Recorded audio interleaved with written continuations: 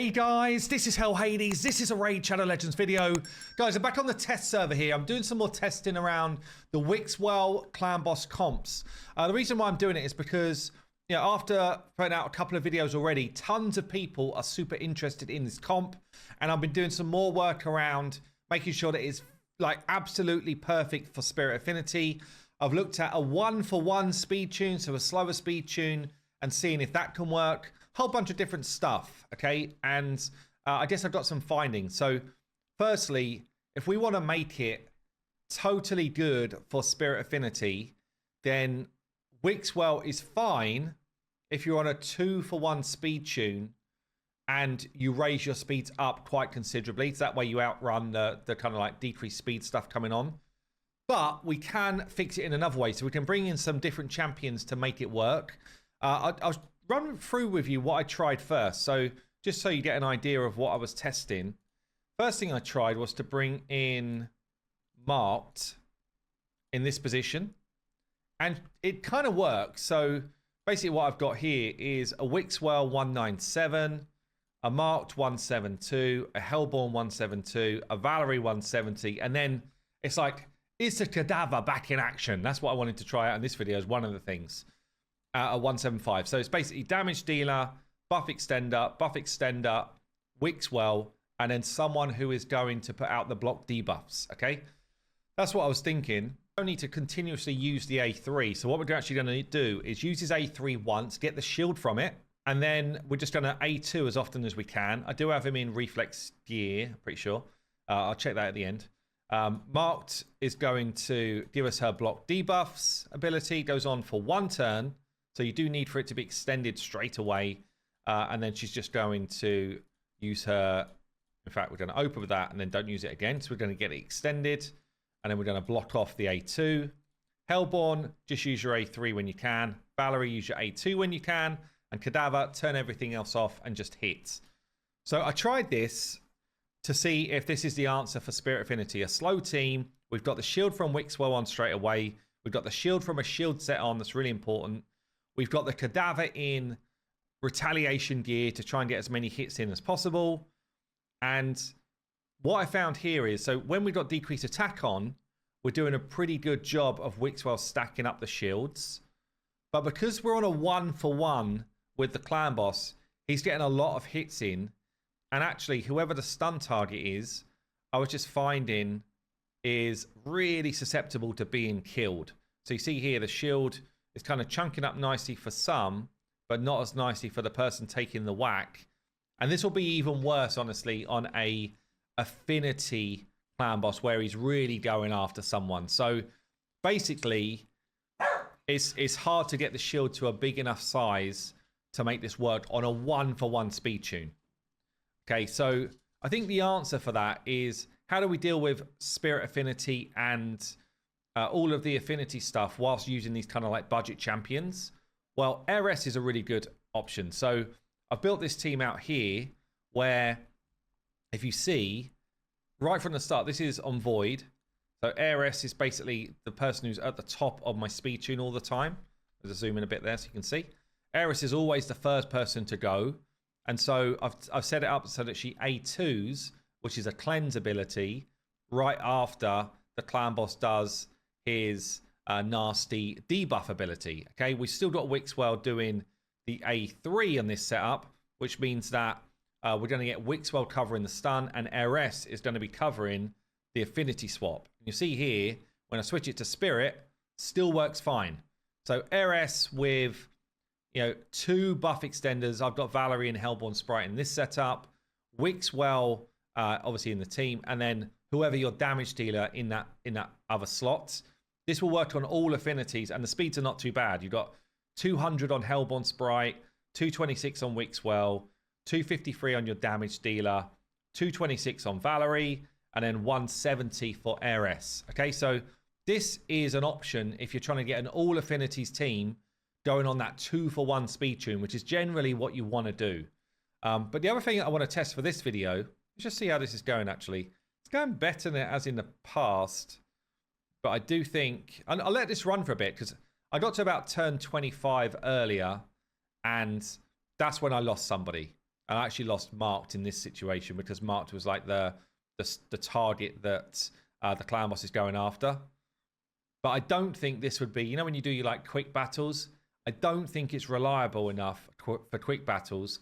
And I also will say, if you do not have enough accuracy on your Wixwell to land decrease attack, then the hits come in way harder and your shields get beaten down way faster. So you're relying too much here on RNG to make this one work on a 1-for-1 speed tune. So I would say it's probably not worth going for. Because you can see already, like, her shield is really being beaten down compared to everyone else's. So what I then thought was, well, if someone wants to go for a slow boy team and try and get the cadaver working again, what about if we threw in Brogy as a higher level champion instead of Marked, which is what I've done here.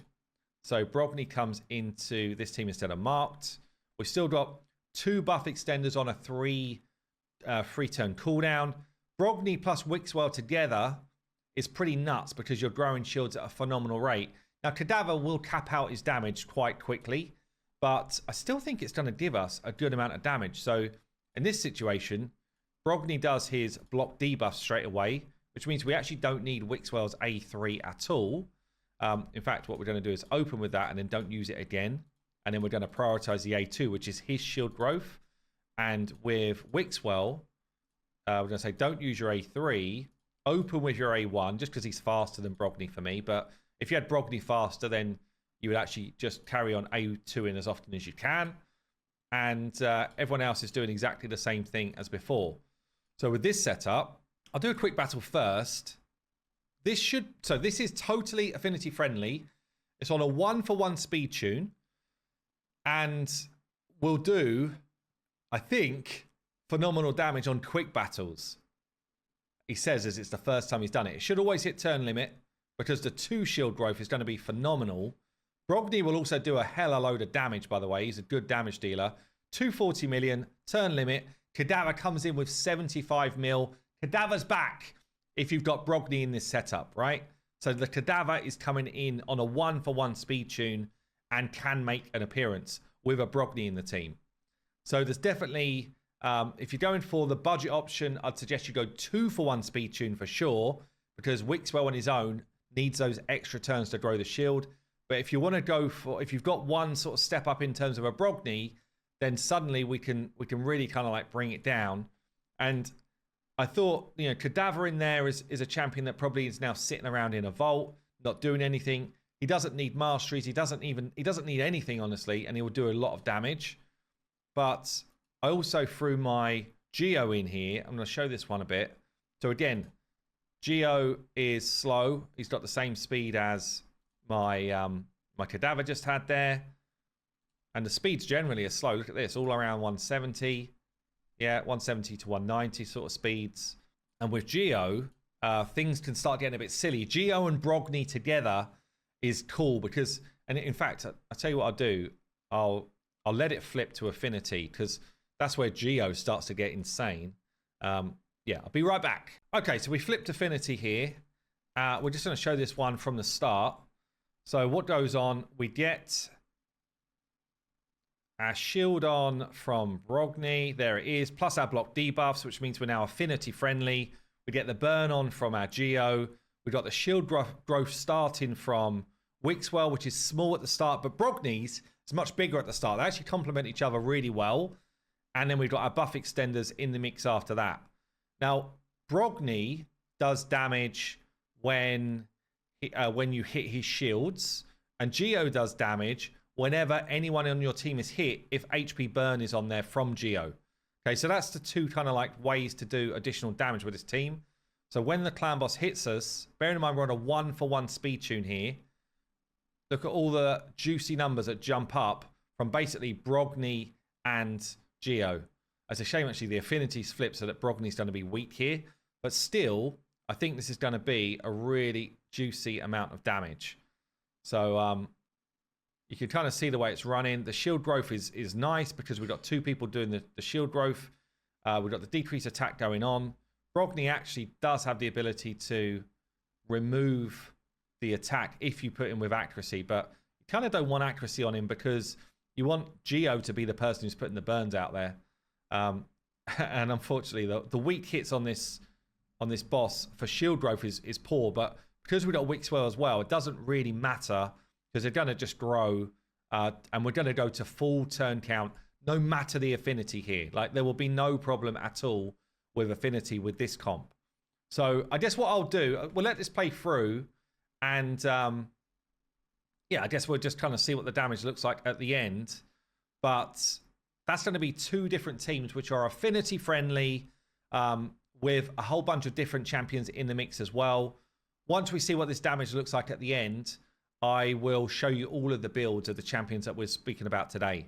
But yeah, hopefully this will help people that have been struggling to get this going. Because I think the problem people are having if they've not got this going is either they don't have enough defense on their champions, so the shields are being hit through, or they're not on a 2-for-1 speed tune and they're trying to do this and basically the shields are being hit off, or they didn't have a very big initial shield, or they don't have any accuracy on their Wixwell. We're not getting decreased attack on. Like, there's all the masteries are wrong. Like, there's a whole bunch of things that could be wrong. So I will show all of the builds, but you can see here the shield growth is going to be fine. And we start to get to a point where we get some chunky numbers coming up. Let's see how this goes by the end. Here we go, activating the dwarf power.